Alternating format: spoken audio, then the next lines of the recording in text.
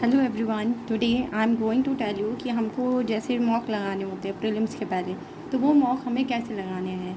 मॉक्स लगाने के लिए सबसे पहले इम्पॉर्टेंट है कि आप इस तरीके से ये जो OMR शीट टाइप का होता है इसको प्रिंट करवा लें। ठीक है, इसके लिए आप है ना गूगल पर सर्च कर सकते हो PDF of OMR answer sheet. ठीक है, तो जब OMR आंसर शीट की आप है ना PDF जो होता है या फिर कोई भी है ना इमेज होता है उसे डाउनलोड करके उसे इस तरीके से नीट एंड क्लीन है ना प्रिंट करवाएं। ठीक है, आप ऐसा कर सकते हैं कि दोनों साइड प्रिंट करवा सकते हैं, बट आप मेरे में देखेंगे कि मेरे में मैंने एक ही साइड प्रिंट करवाया है। इसका रीज़न ये है कि जब हम है ना इसमें फिल करते हैं अपने आंसर्स को, जब हम फिल करते हैं OMR में, तो वो है ना पीछे भी प्रिंट हो जाता है। कभी कभी उसका जो इंक होता है वो पीछे तक चला जाता है। तो बेटर होता है कि हम है ना एक ही साइड प्रिंट करवाएं।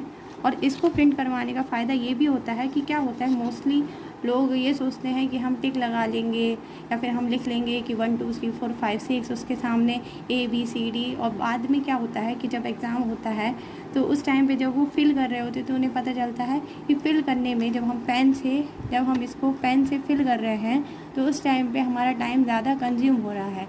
तो इस चीज़ से बचने के लिए इम्पॉर्टेंट है कि आप OMR सीट पे प्रैक्टिस कर लें कि कितना टाइम आपका रोल नंबर भरने पे लग रहा है, कितना टाइम आपका टेस्ट ID भरने में लग रहा है, या ये सब इन दोनों को फिल करने के बाद साथ में आपका ये जो है ना आप ये OMR भर रहे हैं इसमें आपका कितना टाइम लग रहा है। तो इस तरीके से आप अच्छे से टाइम मैनेज कर पाएंगे, क्योंकि बहुत से लोग तो ऑनलाइन भी लगाते हैं, तो ऑनलाइन लगाने में सिर्फ एक टिक किया, क्लिक करा और आगे नेक्स्ट कर दिया। तो बट वहाँ पे ये नहीं होना है। हमारा UPSC का एग्ज़ाम जो है वो पूरा ऑफलाइन होगा, इसलिए बेटर है कि आप ऐसे OMR शीट निकलवा लीजिए और उसके बाद अपने मॉक्स लगाइए। अब मैं आपके सामने कुछ मॉक्स के कुछ क्वेश्चंस सॉल्व करके बताऊंगी। जैसे ये मेरा टेस्ट है, ओके, इस टेस्ट को मैं इस OMR में फिल करूँगी कि किस तरीके से हमको टेस्ट लगाना है।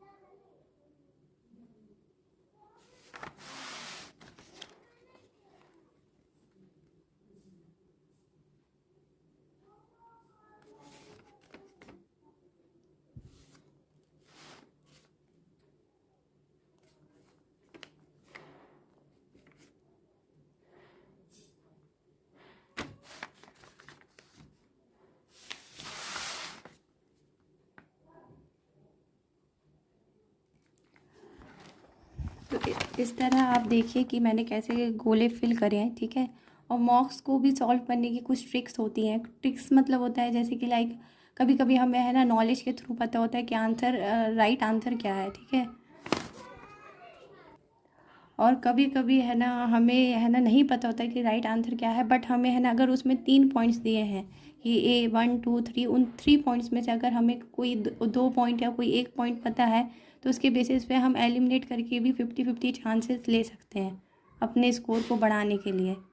उसके बाद भी बहुत सी चीज़ें होती हैं, जैसे कि लाइक है ना जब मैं मॉक सॉल्व करती हूँ तो मैं कौन सी बातें है ना दिमाग में रखती हूँ या किस तरीके से सॉल्व करती हूँ। अगर वो सब आप जानना चाहते हैं तो आप है ना मैं इस पर एक अलग से वीडियो बता दूँगी। बट अभी सिर्फ हमारा बताने का पर्पस ये है कि आप मॉक सॉल्व करें तो इस तरीके की OMR शीट रखें अपने साथ। टेस्ट जो है क्वेश्चन पेपर जो है उसको सीरियसली नहीं लें इस तरीके से कि आपके मार्क्स बहुत कम आ गए हैं तो आप लेके बैठ गए हैं कि मेरे तो मार्क्स में बहुत कम मार्क्स आ रहे हैं और 10 लोगों से जा जाके पूछ रहे हैं कि मेरे मार्क्स में कम मार्क्स आ रहे हैं, मैं क्या करूं।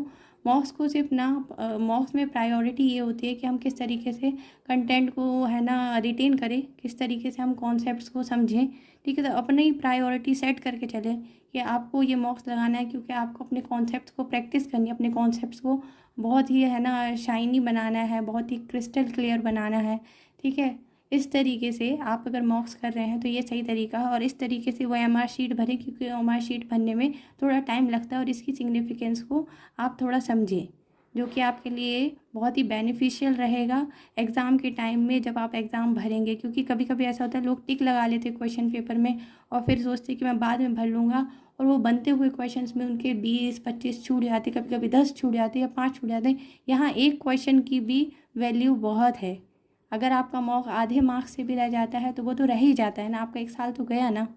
तो इसलिए इसकी इम्पोर्टेंस को समझें और इसी तरीके से मॉक्स लगाएं। Thank you.